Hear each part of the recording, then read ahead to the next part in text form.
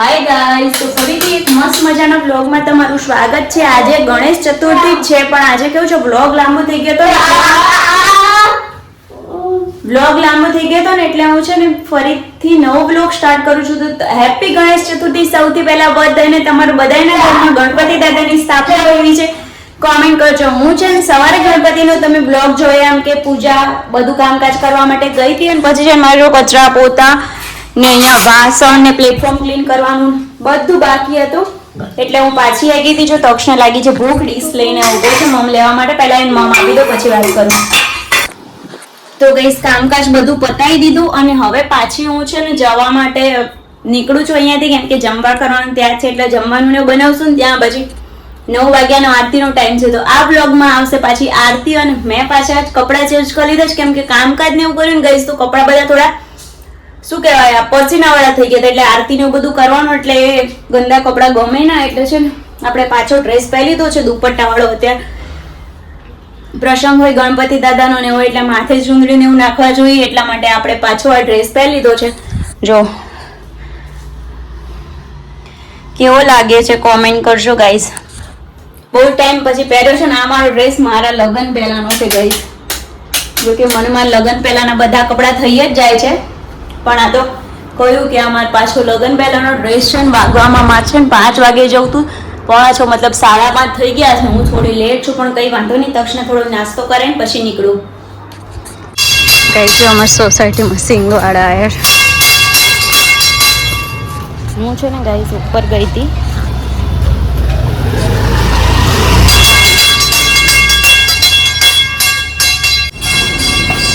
Guys હું છે ને શું કહેવાય નીચે ગઈ હતી તક્ષને શાકભાખરી બનાવવા માટે, કેમ કે અમારું ઉપર છે ને દાબેલીનો પ્રોગ્રામ છે ને તક્ષને હું દાબેલીને એવું થોડું ઓછું આપું છું, તો ટેસ્ટ કરે એટલી ખાસ પેટ ભરી ના ખાવા દઉં, એટલે હું શાકભાખરી બનાવી એનું નીચે જઈ. હવે અહીંયા દાબેલીની થોડી તૈયારી કરીને ગયા હતા, જોવાની કરે છે, હું પાછી અહીં હેલ્પ કરાવું. અહીંયા તક્ષ પ્યાજ ગમે છે, અમારો પ્લાન છે કે જ્યારે આરતી થાય ને ત્યાં સુધી જમવાનું પતી જાય, એટલે પછી શાંતિથી કંઈ ભજન કે કોઈને બેસવું કરવું હોય તો શાંતિથી બેસી શકાય, એટલા માટે શાકભાખરી બનાવીને બમ ભરીને લઈને આવી ગઈ છું.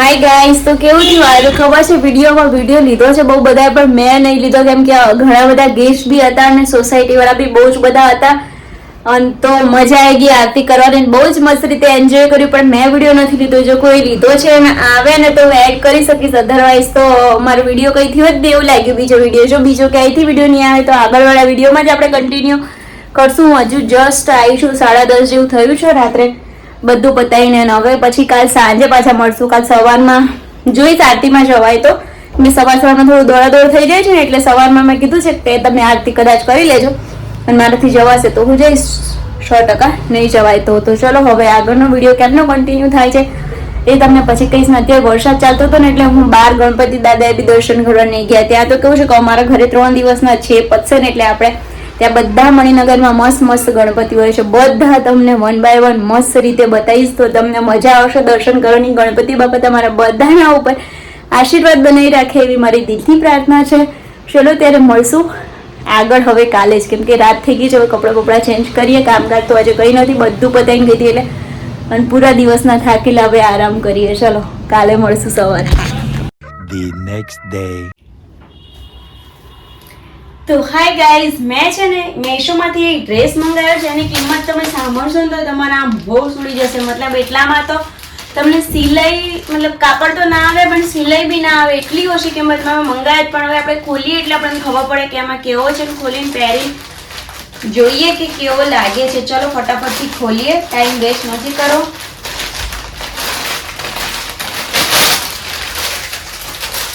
આખી પેર મંગાવી હતી ગાઈઝ મેં, લગભગ 222 કે 225 રૂપિયાની છે આ પેર. તમે જોવો એનો મતલબ એકદમ મસ્ત એનો લહેંગો છે જો, અને એમાં બી પોકેટ વાળો લહેંગો, અને એની સાથે ઉપર આવું મળ્યું છે ટોપ પ્લેન, અને એની સ્લીવ બી જો કેવી મસ્ત છે ગાઈઝ. એકદમ 220 રૂપિયાનું તો શું આવે ગાઈઝ. આમ તમે પહેરો ને તો તમને લાગે કે ના છે. ચલો હું પહેરી લઉં, પહેરીને તમને બતાવું કે કેવું લાગે. જો મેં પહેરી લીધો છે અને કોમેન્ટ તો તમે જ કરજો કે કેવો લાગે છે. એમ આખો મસ્ત મજાનો લાગી રહ્યો છે ગાઈઝ. અને 222 કે 250 એટલી જ કિંમત હતી ને એટલી કિંમતમાં આખી પેર સાથે અહીંયા છે ને ગાઈઝ જો પોકેટ બી આપ્યા છે. અહીંયા મસ્ત મજાની સ્લીવ્સ બી છે. એકદમ સુપર લાગી રહ્યા છે. જો તમારે બાય કરવો હોય તો ડિસ્ક્રિપ્શનમાં મેં લિંક આપેલી છે, તમે ત્યાંથી બાય કરી શકો છો. અને લિંકમાં કંઈ તમને ના ખબર પડે કે કંઈ એવું હોય તો તમે કોમેન્ટ કરજો, હું તમને ત્યાં બી લિંક મોકલાવી દઈશ તો તમે બાય કરી શકો છો. તમે રેગ્યુલર વેર માટે, ઓફિસ વેર માટે પરફેક્ટ પીસ છે ગાઈઝ.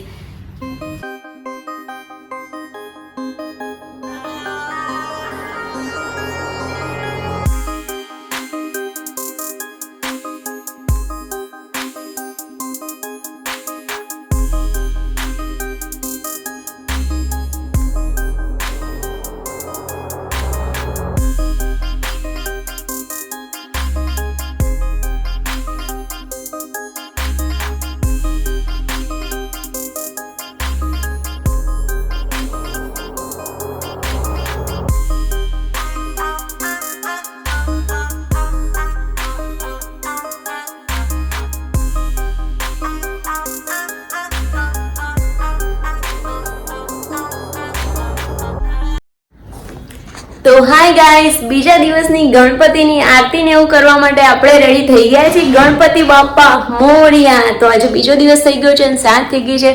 મેં આવો પટિયાલા જેવો મતલબ પંજાબી જેવો ડ્રેસ પહેર્યો છે. જો તક્ષને ઉતાવળાય છે કે ચલ એમ કે છે, એને કીધું ને કે હવે જવાનું છે એટલે તો હવે હું જઉં છું ત્યાં. મારા દિયરને ત્યાં ગણપતિ છે ત્યાં.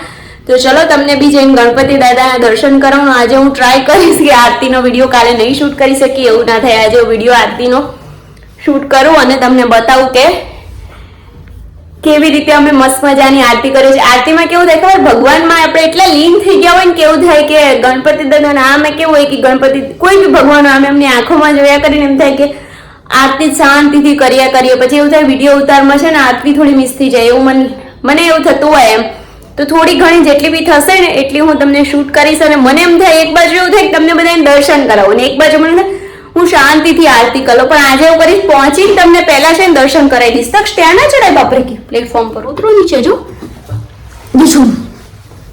ચલો ત્યારે નીકળીએ અને સીધા મળીએ ગણપતિ બાપ્પાની પાસે જઈને. Let's go.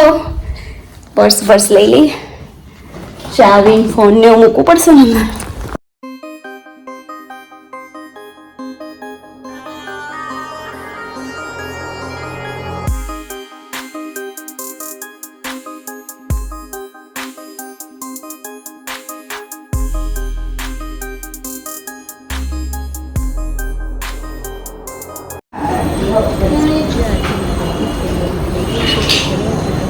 ગણપતિ દાદાની આરતીની ડીશ બનાવવાની હતી, એ પણ જો બનાવી નાખી છે, એ પણ મસ્ત મજાની બની ગઈ છે. તો હવે કરીએ આરતીની શરૂઆત.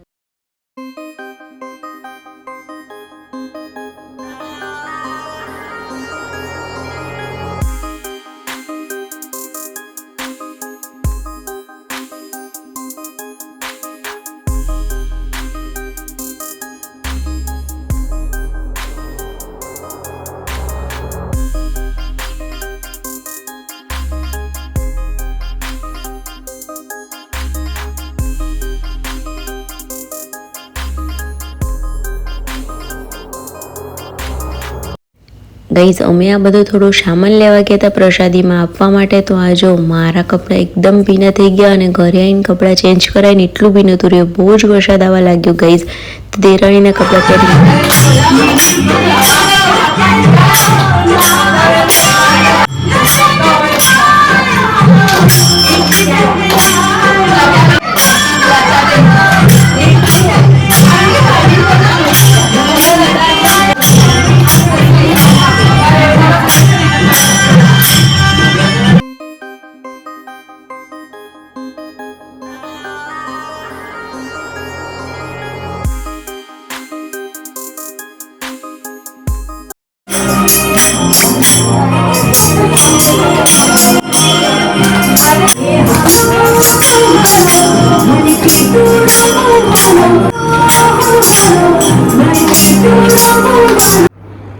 ગઈ આજ તો મારી જોડે સીન થઈ ગયો તો સામાન લેવા તમે જેમ વિડીયોમાં જોયું ને એવી રીતે હું સામાન લેવા માટે બહાર ગઈ તો એટલી બધી પલળી ગઈ કે એની કોઈ વાત નહીં. પછી વરસાદ એટલો બધો ચાલુ હતો કે ઘરે આવી શકું એમ નથી. પારસ હતા ઓફિસથી જ્યારે ઘરે આવ્યા ને પછી મેં બીજા કપડાં મંગાવ્યા ત્યાં સુધી મેં અમારી દેરાણીને કપડાં પહેરીને ગઈ. અમારી બેનું સાઇઝ બહુ જ ડિફરન્ટ છે તો અનકમ્ફર્ટેબલ બી બહુ જ લાગતું હતું એટલે હું બહુ ગરબા બી ના કરી શકી અને કંઈ નહીં થોડા કર્યા ગરબા પણ તો એ કંઈ મજા આવી ગઈ. જો ગાઈસ પછી મેં આ ડ્રેસ મંગાવ્યો મતલબ જે ઉપર હતો ને મંગાવી લીધો ને આ પહેરી લીધો અને પછી કર્યું આપણે આગળનો જે કાર્યક્રમ હતો એ બધો પણ એ કંઈ બ્લોગ લીધો નથી. હવે કાલે છે વિસર્જન. કાલે મારા જેઠના ઘરે વિસર્જન છે ને મારા દિયરના ઘરે વિસર્જન છે. બંને જગ્યાએ વિસર્જન છે તો મોજ પડવાની છે. બ્લોગ મસ્ત આવવાનો છે તો જોતા રહેજો. આજના બ્લોગ અહીંયા સુધી.